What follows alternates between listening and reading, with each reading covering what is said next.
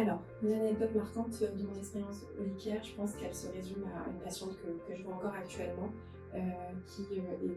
s'est sentie très très esseulée quand sa problématique a émergé, alors qu'elle insistait sur le fait qu'elle avait un entourage très bienveillant et très soutenant.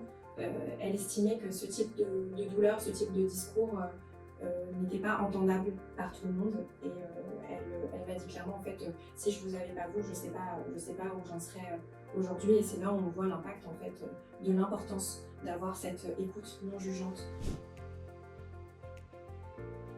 Alors, ce que je dirais à une personne qui hésite de rentrer dans un parcours médical, en tout cas d'en entamer un, c'est de se faire sa propre idée de ce que pourrait être la psychothérapie pour lui. Moi, je dis souvent à mes patients que je fonctionne à la demande. S'ils ont une demande très spécifique sur, par exemple, la gestion de la colère, je travaillerai avec eux la gestion de la colère, même si je décèle d'autres problématiques.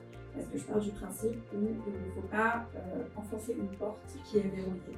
Surtout dans le travail psychologique, ça peut venir encore plus fragiliser la personne. Donc, à part si mon patient me le demande, je lui donne des pistes, mais sinon je fonctionne à sa demande et je sais qu'autour du métier de psychologue et de la psychothérapie, juste à l'annonce de ces mots-là, il y a pas mal de préjugés et d'idées préconstruites qui viennent en tête. Moi j'estime que je suis une béquille. C'est pas moi qui fais le travail pour eux, c'est eux qui me le font. Moi je leur donne les outils et je leur dis comment ça fonctionne et ce que ça pourrait leur apporter.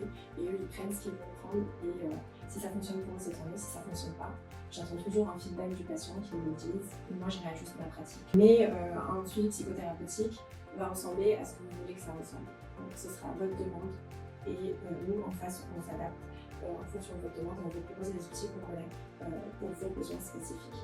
Donc être ouvert à l'expérience, je pense que c'est la clé pour pouvoir ne serait-ce que envisager de faire un coaching.